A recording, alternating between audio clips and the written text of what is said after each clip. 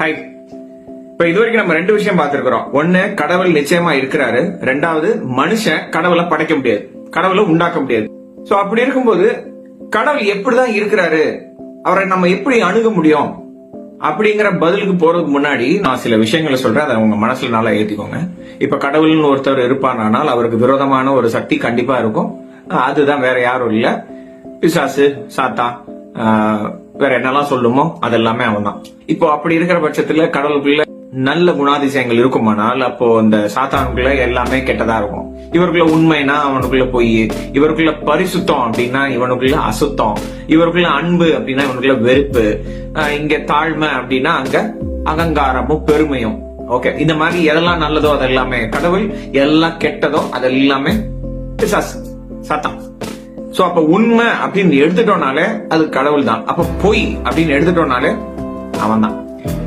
அவனை பத்தி பேசணும்னு அவசியம் இல்லை. ஆனா ஒரு விஷயத்த உங்களுக்கு புரிய வைக்கிறதுக்கு வேற வழி இல்லை, நான் இப்படி போனாதான் உண்டு. இப்ப நான் அந்த பதிலுக்கு வரேன்.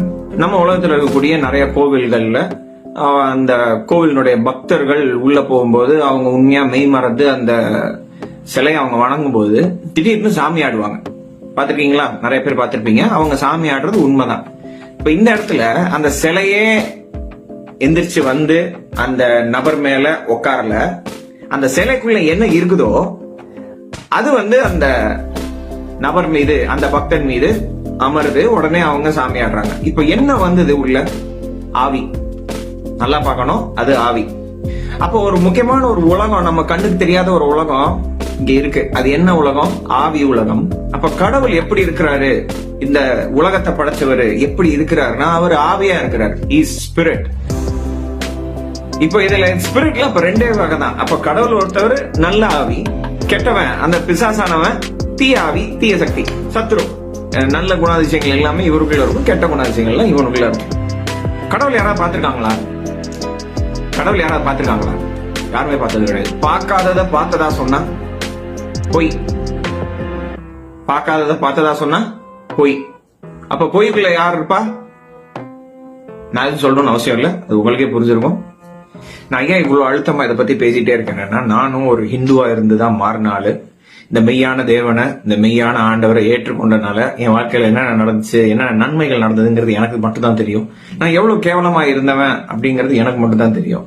And I know the way that God has transformed me. It is all glory to Him. சாவு எல்லாருக்கும் நிச்சயம். செத்தா எல்லாரும் ஒன்னு பரலோகம் இல்லாட்டி நரகம். இவர் ஒருத்தர் தான் வழி பரலோகத்துக்கு, இயேசு ஒருவரே வழி. இப்ப மறுபடியும் அந்த டாபிக் வரலாம். இப்ப ஆண்டவர் எப்படிதான் இருக்கிறாருன்னா ஆவியா இருக்கிறாருன்னு சொல்லியிருந்தேன். சிலையை வணங்கிட்டு இருந்த நாட்கள்ல நான் என்ன பண்ணுவேன், நீங்களும் அதை தான் பண்ணி இருந்திருப்பீங்க. முன்னாடி போய் நிப்போம், அந்த சிலை முன்னாடி போய் நிப்போம், கண்ணை மூடிட்டு, நம்ம கண்ணை திறந்துகிட்டே, சில பேர் கண்ணை திறந்துட்டே வேண்டுவாங்க, முக்காவாசி பேர் மோஸ்ட்லி எல்லாரும் கண்ணை மூடிட்டே வணங்குவாங்க. அவங்க மனசுலயே எல்லாத்தையுமே சொல்லிக்குவாங்க, இப்படிப்பாங்க அப்படின்பாங்க, பாத்துருப்பீங்க. அப்போ நம்ம உணர்றோம், என்னத்தை உணர்றோம்? அந்த ஆவியை உணர்றோம். இந்த கடவுள் எல்லா இடத்துலயுமே இருக்கிறாரு, பேசிட்டு இருக்கிற என் கூடயும் இருக்கிறாரு, இந்த இடத்துல இருக்கிறாரு, இந்த ரூம்ல இருக்கிறாரு, இத பார்த்துட்டு இருக்கிற உங்க பக்கத்துலயும் இருக்கிறாரு, உங்க ரூம்லயும் இருக்கிறாரு. சோ அவரை எப்படி தொழுது கொள்ளலாம்? ஆவியா இருக்கக்கூடிய அந்த தேவனோடு, உங்க ஆவியோடும் உண்மையோடும் அவரை தொழுது கொள்ளுங்கள். ஆமென்.